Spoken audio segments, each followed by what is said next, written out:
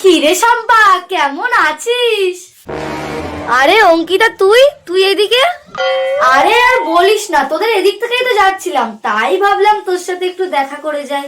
আরে বস।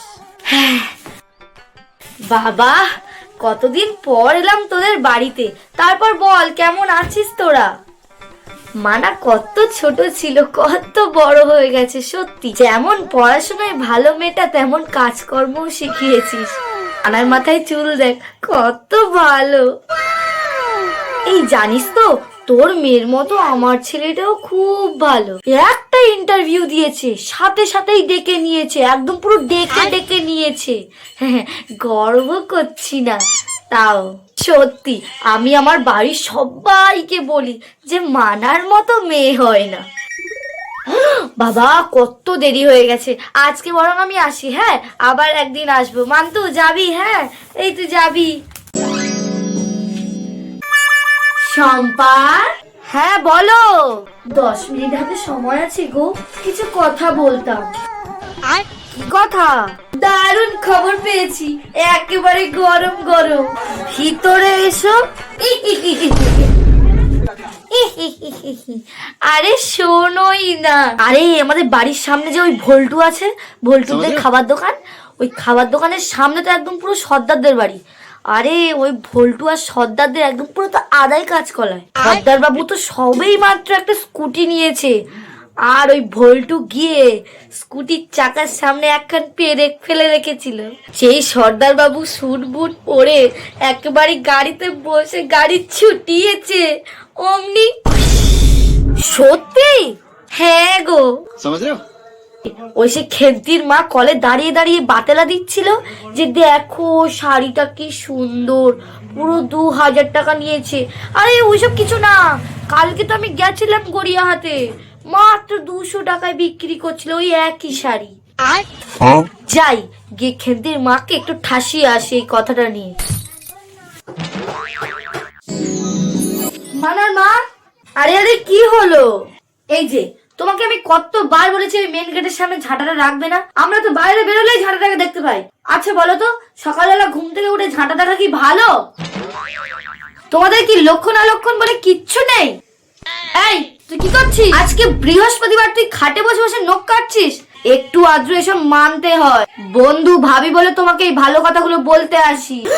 সব ইলেকট্রনিক খারাপ হয়ে যাচ্ছে, এ তো অমঙ্গলে অলক্ষণের লক্ষণ গো। তুমি এক কাজ করো, আমার কথা শোনো। মঙ্গলবার ঠিক 5টার সময় আমাদের বাড়ির পিছনে যে খেজুর গাছটা আছে না, ওখানে 5টার সময় মঙ্গলবার করে একটা কাক এসে বসে। তুমি যাবে, গিয়ে ওই কাকটাকে একটু লিপস্টিক পরিয়ে দেবে, দেখবে তোমার সব অমঙ্গল কেটে গেছে। ঠিক আছে, আমি এখন আসছি। হ্যাঁ। কি রে শম্পা, আছিস? ও তুই, আয় না। এই তোদের বাড়ির পাশে দুধ নিয়ে যেতে এসেছিলাম, তাই ভাবলাম তোর এই স্টলটা ফেরত দিয়ে যাই। বস না। আরে না না, বসবো না, বাড়িতে অনেক কাজ। তোর তো তাও মেয়ে আছে কাজে হেল্প করার জন্য, আমার তো মেয়েটাও নেই। আরে বস তো। ঠিক আছে। তারপর বল, কেমন কি চলছে? তা কেমন আছে তোর মেয়ে? তোর মেয়ে কেমন আছে? আমার মেয়ের কথা বাদ দে, তুই তো দেখছি আজকাল যাচ্ছিস বেরোচ্ছিস, আমার বাড়ির সামনে দিয়েই তো যাস, দেখি তো। কয়েকটা কাজ আছে না পরপর, তাই ওই একটু জামা কাপড় লাগে, তাই একটু কিনতে যায়। ও হ্যাঁ হ্যাঁ, ভালো ভালো। দেখি তো, আমি ঘরে বসে বসে ভালোই তো টাকা ইনকাম করছিস। ভালো ভালো ভালো, আমার খুব ভালো লাগে, আমার খুব গর্ব হয় আমার বন্ধুর মেয়ে বলে কথা। আমার দুধের লাইনটা কতদূর এগুলো দেখি, আসবো কোন আরেকদিন। যাবি? হ্যাঁ। হুম হুম, আবার আসিস। হাই শম্পা, এত সেজে গুজে এসছিস, তুই কবে ফিরলি বিদেশ থেকে? এই তো কালকেই এলাম। কেমন আছিস বল? তা বল, কেমন ঘুরলি? কোথায় গেছিলি জানো? দুবাই। দুবাই ট্রিপটা তো দারুণ গেছে। আমরা আবার ভাবছি নেক্সট মান্থে মালয়েশিয়া ঘুরতে যাব।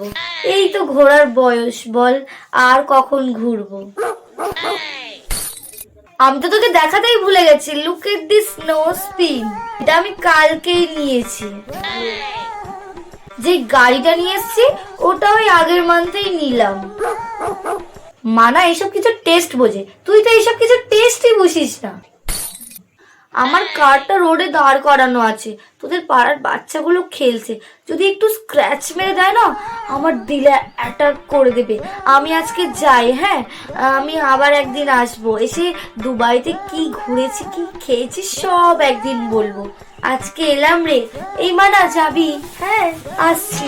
হ্যাঁ যা, চলে যা। কোথায় গাড়ি থেকে ধাক্কা মেরে দেবে? যা চলে যা।